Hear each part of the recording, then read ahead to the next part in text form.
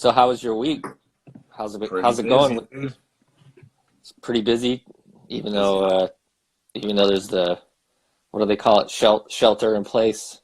Dude, it's like, it's crazy. I'm more busy, I feel like, because I had to learn all that new stuff to, do all the live cast. So, Hmm.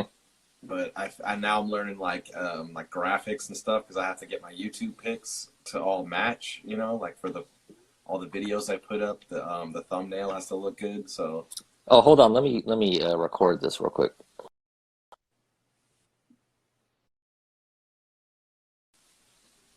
oh, you do it while we're in the session? You record it while we're Oh, the I meant to start it before I started the video, but it's cool. So, anyways, so how's it going with the with you doing the what do you call it? Uh-oh, my dog's barking. I don't know if you can hear that. Marley? Where's Yeah, I got the door Marley? closed. Um, That's all good. So anyway, so today I wanted to talk about. Um, I know we discussed like producing shit last time, but I wanted Right. to talk more about um, marketing yourself as an artist because you have a lot of experience.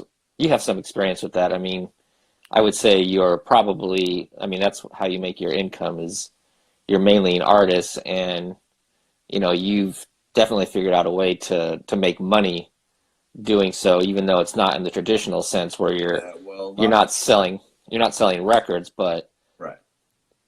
go ahead. Well, I'm sorry, I didn't mean to cut you off. But a lot of it's been teaching, so Hmm. gigs too as well, like playing in the wedding band. But all my kids stuff is the original music that I do is the kids music. That's the only thing as far as money that is concerned that makes the most as far as my original music. It's all kids music about race cars and Hmm. whatever. But yeah, it's just something I'm always learning about as I go as well. Like I'm always learning more different ways to market and stuff. A lot of it is word of mouth, though. I gotta say, one Hmm. like people talk. That's most of my business is from word of mouth, and then they put it online, or you know what I mean. Like everybody else talks about it, and then I'm like, oh, okay, I can. Like it's easier to it promotes itself, kind of. I mean, obviously you have to put stuff up, and it has to be available, but as far as like especially with the kids music that is word of mouth, they're like, people that if they really like you, they're going to tell their friends, like, you got to come to the music class, or hire them for your birthday party or whatever it is, so Hmm. that's been the strongest thing. So basically online it's the same thing. When people, you know it's all word of mouth. Like when they post something on a parent board, like the parent boards are big. Same thing with like with hip hop and all that. Like when somebody that has influence is like, "Yo, this is great. Everybody else loves." You know what I mean? That's worth a lot more than anything. Yeah, I think what a lot of artists do is they tend to think that they're just going to post their tracks or their music online, and once it's there, they think people are just going to flock to it.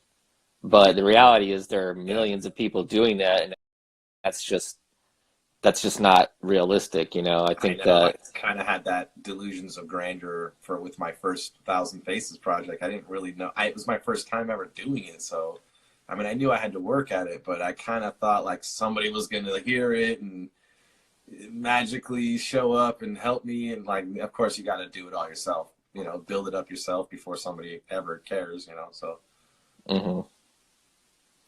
Yeah. So what would you do differently if you were to do that project? If you release that project now, what are some things you think you would do differently? Um, that things that like maybe you've learned over the last few years. consistency of like putting stuff out, because I made a whole album and I could have done. I could have clipped out songs. I mean, which is basically what you do with our beats now. Like on what we do with our material now, we clip them out and we just spread it out over the social media. Like you don't have to do a bunch of stuff to get a lot of content online. It's not that hard, right? Like you just Hmm. got to clip it out and put something up. It's not like I would not overthink it as much and just be more consistent with putting stuff up, particularly online, and posting like every day about it and just like being active. And really like basically what I do for my kids' music and with what you're doing with Implant. So yeah, that's one big thing. Yeah, it seems like the audiences or your potential audience or fans, it seems like they like to be engaged or interactive with their artists versus just, listening to some, listening to songs that are uploaded on a website. Yeah. Um, yeah, and it's like what you just said. I think being consistent with that um, definitely gains you more exposure and more interest. Um, yeah, and that's another thing I wanted to touch on is performing live. How much did you Oh, perform right. live, during the Yeah, get thousand? them out with Thousand Faces or just Hmm. with the wedding band. The wedding band, I've done a ton of. I don't even know how many gigs. That to me is a separate like thing. You know what I mean? Because it's all covers. You basically, you work for a company, you get a paycheck. It's more like a real job than it is like performing, for your original band. Sometimes you don't get paid at all. You lose money, you know what I mean? Because you do it Hmm. for the branding of it, the consistency of it. But so for Thousand Faces, I did a fair amount of gigs. I was doing like folk rock, and that's I guess kind of just easy to get gigs with. I feel like just because it's I don't know. It's just like there's a lot of venues in New York that like that kind of music, and especially at the time I was doing it, like Mumford and Sons was big, so I was like pretty easy for me to get gigs. But again, if I had more focus on like getting people's emails and doing that kind of stuff, and like organizing it, and which that's hard work. It doesn't sound easy, but it's like you got to pound the pavement every gig, and then follow up, and then Hmm. get the get. And I did everything. I had wrote all the music, recorded it all almost. I engineered and recorded it, mixed it. I had somebody else mastered it. Then I did I got like Andrea's art. Andrea like does all these paintings, so I got her artwork, Oh, put it she on did a, the artwork for that? yeah, that like painting, the yellow and with all the patterns. Mm. So I mean, I put the artwork together. I put it up online. I did everything except for like the musicians that played live with me, Brian and Ryan, and all the ton of different bass players. And my friend John in the beginning, he was like playing guitar and bass. But Hmm. yeah, it was just so much work. So by the time it's got to me to collect, even I mean, I was just like, oh man, I needed somebody to. I should have gotten somebody to help me and like been more diligent. That's another thing is allocating the work.